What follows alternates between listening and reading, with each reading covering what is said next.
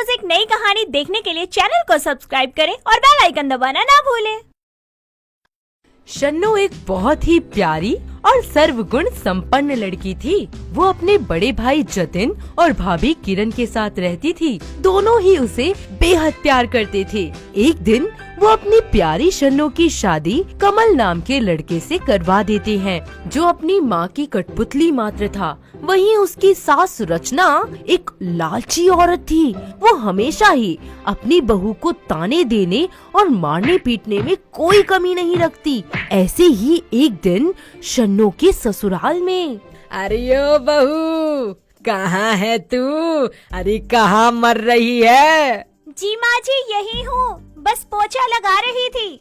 हाँ, ढंग से घर का काम कर, एकदम चमकना चाहिए फरस। जी जी माँ जी, जैसा आप कहो। हाँ, वरना तो तू जानती ही है इस डंडे की मार। हाँ माँ जी, मुझे याद है, मैं सब काम अच्छे से कर दूंगी, बस आप मुझे मारना मत। हाँ, बहुत बढ़िया, लगी रह। सास का अत्याचार सहन कर शन्नो सारा दिन घर के कामों में कोल्हू की बैल जैसी लगी रहती। यहाँ तक कि अपने साथ हो रहे अत्याचार के बारे में वो अपने घर वालों को भी नहीं बताती। ऐसे ही दिन बीतते जाते हैं और शन्नो प्रेग्नेंट हो जाती है। वो ये खुशखबरी अपने परिवार के सभी सदस्यों को सुनाती है। सब बेहद खुश होते हैं, पर रचना को तो बस एक पोता ही चाहिए था। प्रेगनेंसी को 3 महीने पूरे हो जाते हैं। ऐसे ही एक दिन, अरे ओ बहू, चल जरा डॉक्टर के पास जाना है। जी पर क्यों जाना है माँ जी? अभी 1 हफ्ते पहले ही तो टेस्ट करवाए थे। अरे बोला ना, जाना है तो जाना है, ज्यादा सवाल मत कर। सोनोग्राफी करानी है, मजाक है क्या? सोनोग्राफी? वो क्या होता है माँ जी? अरे इससे पता चलेगा कि तेरी कोख में लड़का है या लड़की। पर ये तो गैर कानूनी है। अरे ज्यादा कानून मत पढ़ा मुझे। और हाँ, चल चुपचाप, बेटी हुई तो मैं तुरंत तेरा अबॉर्शन करवा दूंगी। नहीं माँ जी, मैं ऐसा कुछ नहीं करूँगी, ये सब कुछ गैर कानूनी है। ज्यादा मत बोल, समझी? जो कहती हूँ वो कर। माँ जी, अगर बेटी हो जाएगी तो क्या गुनाह हो जाएगा? अरे बेटी होगी तो उसकी शादी में दहेज देना पड़ेगा। पोता होगा तो दहेज आएगा। पोती थोड़ी ना मेरे वंश को आगे लेके जाएगी, पोता लेके जाएगा। हाँ।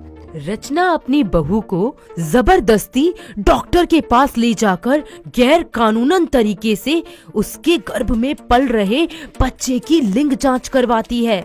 सोनोग्राफी रिपोर्ट्स में पता चलता है कि शन्नो के गर्भ में बेटी है। जैसे ही ये खबर उसकी सास को पता चलती है, वो उसका अबॉर्शन करवा देती है। ऐसा एक बार नहीं बल्कि 3 बार होता है। वक्त बीतता जाता है। शन्नो 4थी बार प्रेग्नेंट होती है। उसकी सास उसके पास आती है और कहती है, अरे ओ अजंता की मूरत, चल खड़ी हो, तेरी सोनोग्राफी करवानी है। नहीं जाऊंगी मैं आपके साथ कहीं भी। क्या कहा? नहीं जाएगी? अरे अभी देखती हूँ कैसे नहीं जाती तू। नहीं जाऊंगी। अरे आपको तो तरस तक नहीं आता किसी मासूम की जान लेते हुए। एक माँ होकर कैसे आप दूसरी माँ के बच्चों की कातिल बन गई? अरे मुझे तो शर्म आती है आपको अपनी सास कहने में। ओहो, तो शर्म आती है? जा निकल जा मेरे घर से, अभी के अभी। कोई जगह नहीं है इस घर में तेरी। यहाँ अरे आप क्या मुझे घर से निकालोगी? मैं खुद ही नहीं रहना चाहती एक हथियारन के साथ। और एक बात माँ जी, हमेशा याद रखना, आपने जो कुछ भी किया है ना, आपको सूद समेत लौटाना होगा। आपको आपके किए की सजा जरूर मिलेगी। ये एक माँ का वादा है आपसे। अरे जा जा, निकल मेरे घर से। आई बड़ी मदर इंडिया।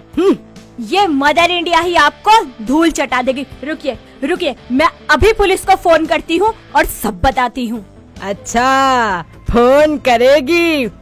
ला इधर, मुझे जेल पहुंचाएगी। बहुत जुबान खुल गई है तेरी, अब देख क्या करती हूँ। रचना अपनी बहू शन्नो को कमरे में बंद करके वहाँ से चली जाती है। वहीं उसकी बहू चीखती चिल्लाती रहती है। सासू माँ, प्लीज दरवाजा खोल दीजिए, मुझे यहाँ से बाहर निकालिए। सासू माँ। खोलने के लिए बंद नहीं किया था, मुझसे जबान लड़ाने की ये ही सजा है। रह कोठरी में।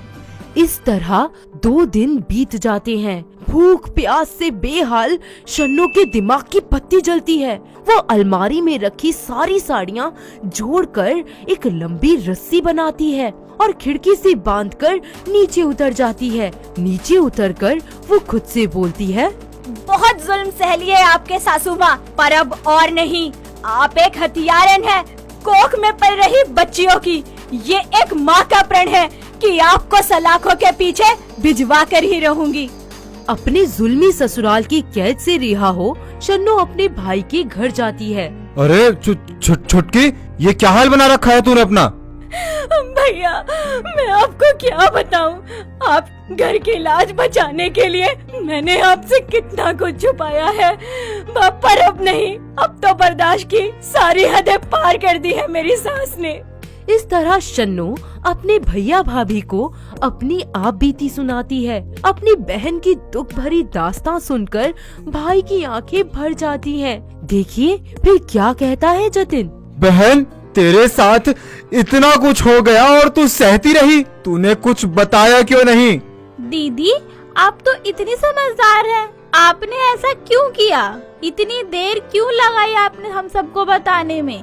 नहीं भाभी, मैं बस डरती थी कि मेरी वजह से कहीं घर की शांति भंग न हो जाए, इसलिए मैंने कभी कोई शिकायत नहीं की। अरे पागल हो गई है क्या तू?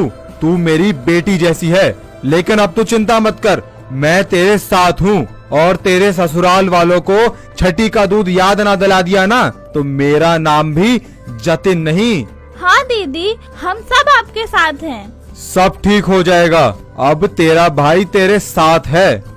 इस तरह जतिन अपनी बहन शन्नो के ससुराल वालों पर कोर्ट में केस दर्ज करवाता है। कोर्ट धारा 313, 14, 16, 17, 18 के तहत मुकदमा दायर कर बिना मां की सहमति के उसका गर्भपात कराने, अजन्मे बच्चे की हत्या करने, गैर कानूनन तरीके से गर्भ नष्ट करने के अपराध में उसकी सास रचना को 7 साल की सजा सुना देती है। साथ ही गैर कानूनन धंधा कर रहे डॉक्टर को भी अपने पेशे से हाथ धोना पड़ता है। इस तरह अपनी सभी परेशानियों को पार करने के बाद शन्नो एक प्यारी सी बेटी को जन्म देती है और अपने भाई के साथ खुशी खुशी रहने लगती है। सविता एक 45 साल की फुर्तीली तंदुरुस्त किस्म की महिला थी। उसकी शादी महज 14 साल की उम्र में पप्पू किसान से हो गई थी। वो घर और खेत दोनों का काम किया करती थी। समय बीतता जाता है, उसका घर बेटों, बहुओं और पोतों से भर जाता है। पूरा घर खुशी से चहक रहा होता है। तभी अचानक एक दर्दनाक हादसा उसकी जिंदगी की नैया ही पलट देता है। घर की छत गिरने से उसका हंसता खेलता पूरा परिवार मौत के घाट उतर जाता है। इस हादसे में उसके 2 पोते विपिन और सागर बचते हैं। वो उनकी परवरिश के लिए और जी तोड़ मेहनत कर उन्हें पढ़ा लिखा कर काबिल बना उनकी शादी गुंजन और मीका नाम की लड़कियों से करवा देती है। शादी के कुछ दिनों बाद, सुनिए माँ जी, वो क्या है ना, आज मेरे मायके वाले आ रहे हैं, आप कुछ अच्छा सा बना देना खाने में। हाँ माँ जी, मेरे सर में भी बहुत दर्द हो रहा है, मुझसे नहीं होता काम। अरे होगा भी कैसे, सारा दिन तो थम दोनों भैंस की तरह पानी में लेटी रहती हो। अरे इतनी ही दिक्कत है तो चली जाओ ना इस घर से बाहर, किसी आश्रम में। हाँ, जब देखो तब टीपू सुल्तान बन जाती हैं। इतनी फुर्ती है ना तो बुढ़िया खुद कमा और खा। रात तुम दोनों की जुबान के जैसे, कर तुम्हारे हाथ पैर भी चलते ना तो आज कुछ और ही बात होती घर की। रहने दो मेरे पत्तों को, सारी अकल ना ठिकाना लगा दी ना, तुम्हारा नाम भी सविता नहीं। शाम को अपने पोतों के ऑफिस से आने के बाद वो अपनी बहुओं की बदसलूकी की बात उन्हें बताती है। जोरू के गुलाम पोते उसकी बातों को अनसुना कर उसे दुत्कार देते हैं। अपने पोतों के इस बर्ताव से सविता का मन बहुत दुखी हो जाता है। वो घर छोड़कर वृद्धा आश्रम में रहने लगती है और अपने स्किल्स को डेवलप करती है। सविता की एनर्जी, एक्टिवनेस के कारण उसे सेल्फ डिफेंस टीचर नियुक्त किया जाता है। वो अब जगह जगह अपने सेल्फ डिफेंस अवेयरनेस कैंप लगाकर अपने कर्तव्य और फुर्ती दिखाती। ऐसे ही एक दिन ऑन रोड ਅਸੀਂ ਤਾਂ ਚੱਜ ਦੇ ਨਾਲ 20 ਵਾਰੀ ਉੱਠ ਕੇ ਖੜੇ ਨਹੀਂ ਹੋ ਸਕਦੇ। ਇਸ ਨੂੰ ਦੇਖੋ, ਇਸ ਉਮਰ ਵਿੱਚ ਵੀ ਸਕਿਪਿੰਗ ਕਰ ਰਹੀ ਹੈ। ਸਕਿਪਿੰਗ कितनी अमेजिंग है दादी जी। ओ बेटे, बुढ़िया के अंदर कितनी जान है। भाई साहब कैसे पीटी कर रही है। व्हाट अ स्पीड यार, व्हाट अ स्पीड। अबे देख यार, कैसा डंडा घुमा रही है ये बुढ़िया।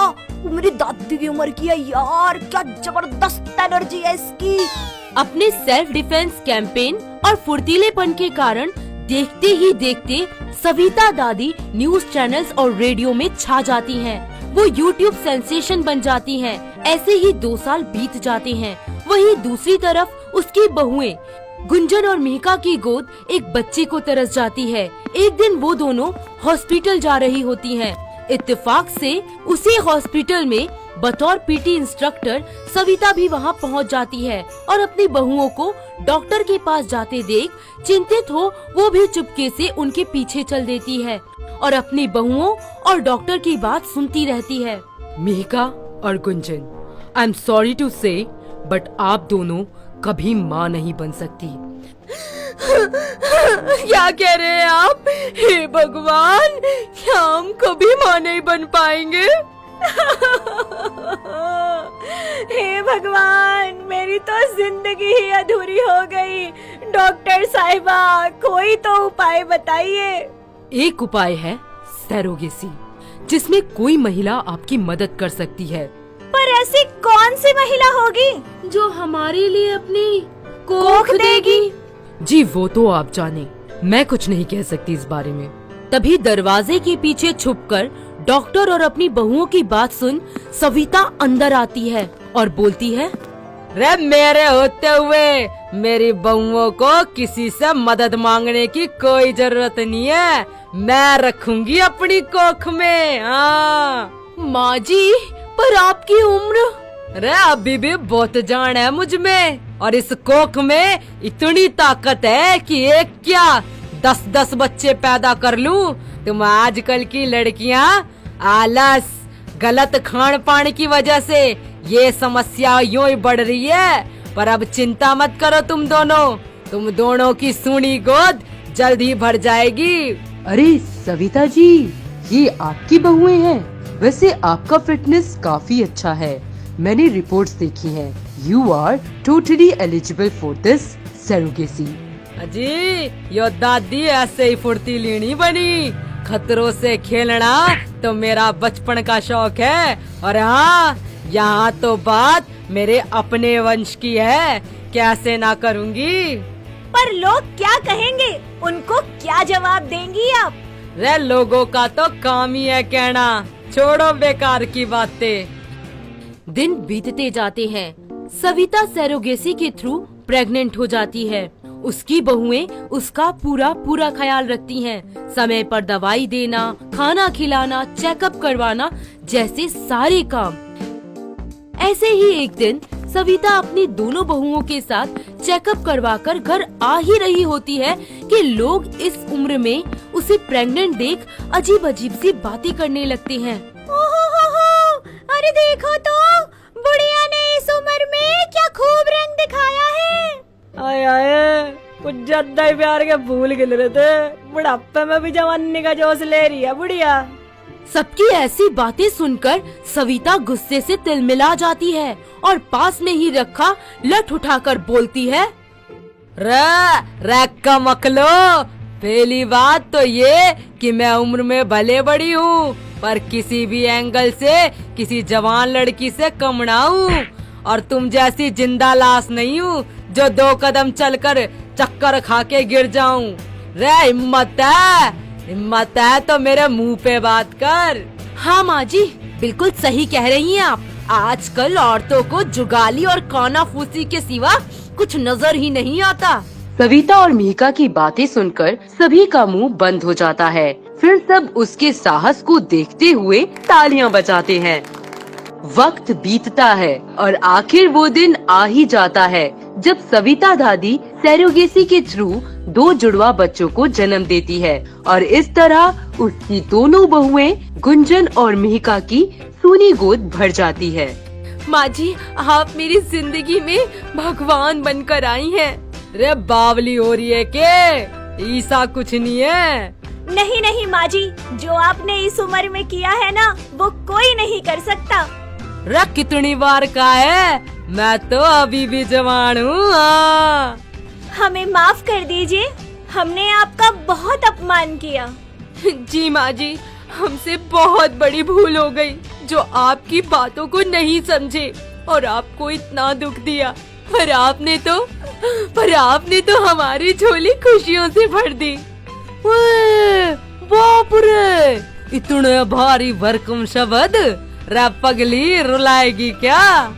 इस तरह फुर्तीली दादी सास सविता की वजह से उसकी बहुओं मिहिका और गुंजन की सूनी गोद भर जाती है। बच्चों की किलकारियों से उनका घर आंगन खुशियों से झूम उठता है और उनका पूरा परिवार खुशी खुशी एक साथ रहने लगता है। ये कहानी है तराना नाम की बहुत ही जिंदा दिल और स्वाभिमानी किन्नर की, जो किन्नर कम्युनिटी के लिए एक मिसाल बन गई। चलिए अब कहानी की तरफ चलते हैं। बाकी सभी किन्नर की तरह तराना भी, जो कि बहुत खूबसूरत थी, गली गली घूमकर बधाइयाँ लेती, रेड लाइट पर लोगों से पैसे लेती, शादी पार्टियों में नाचने गाने जाती, पर उसे अपनी जिंदगी में एक कमी महसूस होती ही रहती थी, जो थी एक औलाद की। वो जब भी किसी नवजात बच्चे की बधाई लेने जाती, उसके दिल में हमेशा यही सवाल आता कि काश वो भी माँ बनने का सुख ले पाती। ते ही एक शाम अपने कुछ किन्नर सदस्यों के साथ, आए हाय, अरे मुई तेरा मुंह क्यों उतरा है? ओहो, हाय हाय, गोद में लिया लल्ला और मुझे मिला सोने का छल्ला। अरे तराना, तुझे कुछ नहीं मिला क्या जो मुंह लटका के खड़ी है? अरे कुछ भी तो नहीं, मैं तो बस ऐसे ही कुछ सोच रही थी। ओए होए, अरे बता ना क्या बात है? हम रोज इतने बच्चों की लंबी उम्र की दुआ करते हैं, नाचते हैं, गाते हैं, खुशी मनाते हैं, पर खुद कभी माँ बनने का सुख नहीं ले पाते। हाय हाय तराना, अगर ये गुण हमारे अंदर होते तो हम किन्नर थोड़ी होते। आए हाय, मोई दुनिया का यही दस्तूर है, हम नहीं बन सकते बाकी सब जैसे, हम तो ऐसे ही बढ़िया हैं। हे भगवान, आखिर क्यों मुझे किन्नर बनाया? क्यों मैं माँ नहीं बन सकती? इतने बच्चों को रोज अपने हाथों में लेकर दुआ मांगती हूँ, पर एक को भी अपना नहीं कह सकती। आखिर क्यों मेरा नसीबा ऐसा बनाया? अरे कहाँ खो गई तू? चल खाना खा ले, कल शादी में जाना है, बुलाया है, खूब बधाइयाँ मिलेंगी। ठीक है, आप सब चलिए, मैं आती हूँ। तराना सारी रात खुले आसमान के नीचे अपने घर की छत पे लेटे लेटे सोचती रहती है कि काश वो भी कभी माँ बन पाती। सोचते ही सोचते सुबह हो जाती है और वो वापस से अपने कामों में लग जाती है। जैसे ही शाम होती, वो और उसकी पूरी मंडली शादी में जाने के लिए तैयार होते हैं। क्योंकि तराना बेहद सुंदर थी, तो वो जहाँ भी जाती सब लोग उसे एकटक देखते ही रह जाते। वो अपना नाचने गाने का काम शुरू करते हैं, जिसे देख सभी लोग बेहद खुश होते हैं। तभी वहाँ मौजूद रोहन नाम का एक लड़का, जिसे तराना बेहद पसंद आती है, वो उसके पास जाता है और कहता है, हेलो, एक्सक्यूज मी मैम, सुनिए, जी कहिए, क्या बात है? बधाई के पैसे तो अंदर ही मिल गए थे, और नहीं चाहिए साहब? अरे नहीं नहीं, मैं पैसे देने नहीं, मैं आपसे बात करने आया हूँ। हाँ साहब बोलो, कहाँ बधाई लेनी है? मैं और मेरी मंडली वहीं आ जाएंगे। अरे आप गलत समझ रही हैं। देखिए मैं तो बस आपसे बात करना चाहता हूँ। वैसे नाम क्या है आपका? जी मेरा नाम तराना है साहब। तभी मंडली की एक किन्नर उसका हाथ पकड़कर बोलती है, ए तराना, जल्दी चल रे। हाँ चलिए, वैसे भी काफी रात हो गई है। तराना अपनी मंडली के साथ वहाँ से चली जाती है और रोहन उसे देखता ही रहता है। वो उसके बारे में जानकारी निकालने लगता है। जैसे तैसे वो उसके घर का पता निकाल लेता है और वहाँ पहुँच जाता है। तराना उसे वहाँ देख पूछती है, अरे साहब, आप यहाँ? हम किन्नरों के घर कैसे आना हुआ आपका? जी मैं यहाँ, बस आपसे मिलने का मन हुआ तो चला आया। आए हाय, मुझसे क्या काम आ गया आपको? जी मुझे आपसे प्यार हो गया है। बहुत अच्छी लगती हैं आप मुझे, और मैं अब आप ही से शादी करना चाहता हूँ। साहब, मैं एक किन्नर हूँ और आप एक पढ़े लिखे आदमी हैं। आपका और मेरा कोई मेल नहीं है। मुझे फर्क नहीं पड़ता कि तुम किन्नर हो या फिर कोई आम लड़की। मैं बस इतना जानता हूँ कि मैं आपसे प्यार करता हूँ और अब शादी भी आप ही से करना चाहता हूँ। अरे साहब, क्यों मजाक बनाते हो? होश में तो है ना आप? एक किन्नर से शादी करेंगे? जी करूँगा, चाहे सबके खिलाफ ही क्यों ना जाना पड़े। बोलो, बनोगे आप मेरी जीवन संगिनी? निभाओगी मेरा साथ? हाँ, बनूंगी मैं तुम्हारी पत्नी, तुम्हारी जीवन संगिनी। कुछ ही समय बाद दोनों शादी कर लेते हैं। सब कुछ बढ़िया चल रहा होता है, पर तराना को एक बात हमेशा परेशान रखती है कि वो कभी भी अपने पति को पिता बनने का सुख नहीं दे पाएगी। वहीं दूसरी तरफ रोहन को उससे कोई शिकायत नहीं होती है। ऐसे ही एक दिन, अरे तराना, क्या बात है? मैं देख रहा हूँ कि तुम बहुत दिनों से कुछ परेशान नजर आ रही हो। मैं आपको कभी भी एक पिता बनने का सुख नहीं दे पाऊंगी। ये बात मेरे दिल में फांस की तरह चुभती है। अरे मेरी जान, तुम परेशान क्यों होती हो? खामखा रो रही हो यार, सब ठीक हो जाएगा। कैसे ठीक होगा? मैं तो एक किन्नर हूँ, माँ कैसे बन पाऊंगी? तुम मुझ पर यकीन करती हो ना, तो बस फिर इस यकीन को रखो। मैं सब ठीक कर दूंगा, तुम जरूर माँ बनोगी, ये प्रॉमिस है मेरा। अपने प्रॉमिस को पूरा करने के लिए रोहन सुबह शाम बस ये जानकारी निकालने की कोशिश करता कि किस तरह वो अपनी किन्नर बीवी को माँ बनने का सुख देकर उसकी सूनी गोद भर सके। तभी एक दिन उसे एक डॉक्टर पूरब मित्तल के बारे में पता चलता है, जो कई ट्रांसजेंडर और किन्नरों का माँ बनने का ड्रीम अपने ट्रीटमेंट के थ्रू सक्सेसफुली पूरा कर चुके हैं। रोहन को इस डॉक्टर से उम्मीद की एक नई किरण नजर आती है। वो तराना के साथ उनके हॉस्पिटल जाता है। हेलो डॉक्टर साहब, कैसे हैं आप? जी मैं एकदम अच्छा हूँ, बस आपका ही वेट कर रहा था। जी ये मेरी वाइफ तराना है। डॉक्टर साहब, प्लीज बताइए मुझे क्या करना होगा माँ बनने के लिए? मैं अपनी जान तक दांव पे लगा सकती हूँ इस खुशी को पाने के लिए। देखिए आप माँ तो बन सकती हैं, पर क्या डॉक्टर साहब, कहिए। रोहन जी, तराना जी, देखिए ये एक बहुत ही क्रिटिकल प्रोसेस है और इस प्रोसेस में जान जाने का खतरा बहुत ज्यादा होता है, तो प्लीज आप एक बार अच्छे से सोच लीजिए।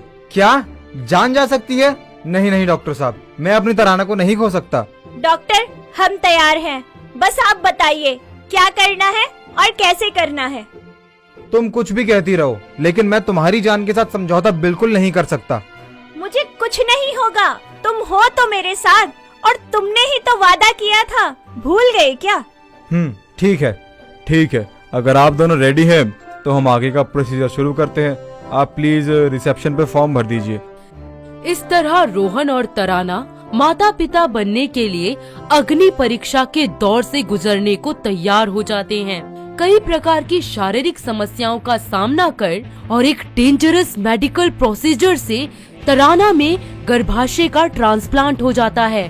सभी मुश्किलों को पार करके आखिरकार तराना प्रेग्नेंट हो जाती है और कुछ ही महीनों बाद वो बहुत ही प्यारी सी बेटी को जन्म देती है। इस तरह एक किन्नर होते हुए भी हमारी तराना माँ बन जाती है। उसका अधूरा परिवार पूरा हो जाता है। साथ ही वो समाज को बता देती है कि चाहे कोई किन्नर हो या समलैंगिक स्त्री पुरुष, जिसके अंदर परवाह और प्यार है, उसे माँ बनने के लिए किसी कोख की जरूरत नहीं है। आशिका बेहद ही प्यारी, गुणवान और अमीर माँ बाप की इकलौती लड़की थी। उसे देव नाम के लड़के से प्यार हो जाता है। देव एक अनाथ पर स्वाभिमानी लड़का था। वो एक छोटी सी शॉप पे मैकेनिक का काम करता था। दोनों एक दूसरे से शादी करने का फैसला कर लेते हैं। इसी सिलसिले में देव आशिका के पेरेंट्स से मिलने आता है। पापा, this is Dev. Dev, this is पापा। Hello uncle ji. इतने भी संस्कार नहीं है, बड़ों के पैर छूते हैं बेटे। अरे कोई बात नहीं अंकल जी, अब छू लेता हूँ। नमस्ते आंटी जी, कैसी हैं आप? खुश रहो बेटा। वैसे जुबान तो बहुत तेज है तुम्हारी, करते क्या हो? जुबान के साथ साथ दिमाग से भी तेज हूँ। वैसे तो मैं एक मामूली आदमी हूँ, पर आपकी बेटे की खुशी के लिए किसी भी हद तक जा सकता हूँ। ठीक है, सब समझता हूँ मैं, तुम जैसे लड़कों की नियत। अच्छा जी, नियत बहुत साफ है मेरी, और मुझे आशिका से ही शादी करनी है। और अगर मैं आशिका की शादी तुमसे ना करवाऊं तो? वैसे भी तुम्हारी औकात क्या है मेरे आगे? मेरी औकात? अच्छा, छीन के ले जाऊंगा आपकी बेटी को आपसे। जुबान संभाल के, दो कोड़ी के लड़के। जब मैंने तुम्हें पहली बार देखा तो मुझे लगा कि तुम बददिमाग हो, पर तुम तो बदतमीज, जाहिल और एक नंबर के आवारा लड़के भी हो, ये मुझे अब पता चला। अरे आपकी औकात क्या है और आपने मुझे कैसे हाथ लगाया? आशिका सिर्फ मेरी है, मेरी। आशिका, ये है तुम्हारी पसंद? इससे शादी करना चाहती हो, जो तुम्हारे पापा के साथ ऐसे बिहेव कर रहा है? आई एम सॉरी पापा। और देव, तुम क्या कर रहे हो? ये मेरे पापा है, तुमने इन पर हाथ कैसे उठाया? निकल जाओ मेरी जिंदगी से। मैं भूल जाऊंगी कि कभी मैंने तुमसे प्यार किया था। आशिका, मैं तुम्हें भूल जाऊं ये हो नहीं सकता, और तुम मुझे भूल जाओ ये मैं होने नहीं दूंगा। और जिस इसी के चलते तुम मेरा साथ छोड़ रही हो ना, मैं तुम्हारे बाप से भी बड़ी औकात के साथ आऊंगा। आशिका, तुम सिर्फ मेरी हो। आशिका के माता पिता उसकी शादी राम नाम के एक मैनेजर से करवा देते हैं। दोनों की शादीशुदा जिंदगी बहुत अच्छे से चल रही होती है। देखते ही देखते 2 साल बीत जाते हैं। देव अपनी आशिका को पाने के लिए दूर दूर शहरों में जाकर जी तोड़ मेहनत से दिन रात काम करता है और दिल्ली में अपना एक बहुत बड़ा बिजनेस एम्पायर खड़ा कर लेता है, पर शादी नहीं करता। वहीं इत्तेफाक से राम की पोस्टिंग दिल्ली की उसी कंपनी में हो जाती है जिसका ओनर देव होता है। एक दिन आशिका राम को फोन करती है। हेलो राम, कैसे हैं आप? आपको याद है ना, आज हमारी मैरिज एनिवर्सरी है। अरे हाँ, मेरी जाने मन याद है मुझे। बताओ क्या लाऊं तुम्हारे लिए आज तोहफे में? बस एक बहुत स्पेशल सरप्राइज है आपके लिए, जल्दी से आइए। उफ मेरी जान, अब बता भी दो यार कि क्या सरप्राइज है। अब सब्र नहीं हो रहा मुझसे। अजी, सब्र का फल मीठा होता है, थोड़ा इंतजार का मजा लीजिए। ठीक है बीवी जी, ठीक है, बाद में बात करता हूँ मैं। राम अपनी बीवी का फोन कटकर ऑफिस के काम में लग जाता है और फिर थोड़ी देर में ऑफिस में अपनी मैरिज एनिवर्सरी की खुशी में मिठाइयाँ बांटता है। साथ ही सबको अपने घर पर पार्टी में बुलाता है। ऐसे ही वो अपने बॉस देव की कैबिन में मिठाई का डब्बा लेकर पहुंचता है। Good morning sir. सर ये लीजिए मिठाई। कांग्रेचुलेशंस राम, पर ये मिठाई किस लिए? सर आज वो मेरी मैरिज एनिवर्सरी है, इसलिए। अरे वाह, ये तो बहुत अच्छी बात है। सर आज शाम को एक छोटी सी पार्टी रखी है मैंने घर पे, तो प्लीज आप जरूर आइएगा। हमारी पार्टी की शोभा खूब बढ़ेगी आपके आने से। अरे अरे बिल्कुल आऊंगा, you may go now. Okay sir, लेकिन प्लीज सर आप जरूर आइएगा। शाम को राम के घर उसके रिश्तेदार और पूरा ऑफिस स्टाफ पार्टी अटेंड करने आते हैं। वो अपनी बीवी के लिए एक 9 लखा हार लाता है और कमरे में तैयार हो रही बीवी को सरप्राइज कर देता है। कितना प्यारा नेकलेस है, सच्ची में आप कितना ख्याल रखते हैं मेरा। अरे बेगम साहिबा, आपकी खुशी सर आंखों पर। वैसे मेरा सरप्राइज कहाँ है? अभी लाती हूँ। आप पापा बनने वाले हैं। I am pregnant. अरे आशिका, मेरी जानेमन, मेरी दिलरुबा, तुमने तो मुझे दुनिया की हर खुशी दे दी मानो। अपनी बीवी की प्रेगनेंसी की खबर सुन राम की खुशी का तो ठिकाना ही नहीं रहता। वो आशिका के साथ केक कट कर ही रहा होता है कि तभी दरवाजे से एंट्री होती है देव की। आशिका को राम के साथ ऐसे देख उसको बहुत बड़ा झटका लगता है। उसका दिल छन से टूटकर चूर चूर हो जाता है और आंखें आंसुओं से भर जाती हैं। आशिका भी उसे ऐसे देख चौंक जाती है, उसकी आंखें भी भर आती हैं। तभी राम देव के पास आता है। अरे सर आप ठीक तो है ना? क्या हुआ आपको? कुछ नहीं राम, बस इतनी खुशी का नजारा देखकर एक शेर जरूर सुनाऊंगा। अरे जी सर, ये भी कोई कहने की बात हुई भला? बिल्कुल सुनाइए। हमें तो अपनों ने लूटा, गैरों में कहाँ दम था, मेरी कश्ती वहीं डूबी जहाँ पानी कम था। अगले दिन ऑफिस में देव का व्यवहार राम को लेकर टोटली बदल जाता है। वो उसे ताने मारने और नीचा दिखाने का एक भी मौका नहीं छोड़ता। ऐसे ही दिन बीतते जाते हैं। देव की नफरत इस कद्र बढ़ने लगती है कि वो राम की फोटो लोकल गुंडों को दे देता है। यही चरामी है, जब साले को इधर ही। कौन है आप लोग? ये हलकट, अपन मेजबान है मेजबान, और तेरी सेवा करने के लिए आए ले, समझे ना? अरे आप लोग हैं कौन और मुझे क्यों मार रहे हैं? देव जैसे तैसे वहाँ से जान बचाकर भागता है। सामने से आती हुई तेज कार से उसका एक्सीडेंट हो जाता है और वो वहीं दम तोड़ देता है। और ये सब क्या हो गया? आशिका, उसका बच्चा, क्या होगा उनका? मैं सब बता दूंगा आशिका को। हाँ मैं सब बता दूंगा। परेशान हताश देव आशिका के पास जाता है और उसे सारी बात बताता है। उसका तो मानो घर संसार पल में ही चकनाचूर हो जाता है। देव कहता है, आशिका सॉरी, मेरे पे विश्वास करो आशिका, मैं बस उसको गुंडों से पिटवाना चाहता था। बस करो देव, बहुत बोल लिया तुमने। आशिका तुम चिंता मत करो बिल्कुल भी, तो तुम्हारे बच्चे को और तुम्हें मैं अपना आनंद दे दूंगा। देव, तुम पैसे से भले कितने अमीर हो गए, लेकिन दिल से तुम कल भी गरीब थे, आज भी गरीब हो और हमेशा रहोगे। आशिका पर तुम प्लीज मेरी बात तो सुनो आशिका। आई एम सॉरी आशिका। नहीं समझना मुझे कुछ भी। जिसने मेरा हंसता खेलता परिवार उजाड़ दिया, उस इंसान को मैं कभी अपने और अपने बच्चे के पास नहीं आने दूंगी। दफा हो जाओ देव, मेरी नजरों के सामने से। मर गए आज से तुम भी मेरे लिए, और इससे पहले कि मैं पुलिस को बुला दूं और तुम्हें गिरफ्तार करवा दूं, निकल जाओ यहाँ से। इस तरह देव शर्मिंदगी महसूस करते हुए वहाँ से चला जाता है, पर आशिका उसे कभी माफ नहीं करती और अकेली ही अपने जीवन में अपने बच्चे के साथ आगे बढ़ती है। दोस्तों, अगर आपको ये कहानी पसंद आई तो इसे लाइक करें, शेयर करें और कमेंट करके बताएं कि कहानी में आपको सबसे अच्छा क्या लगा।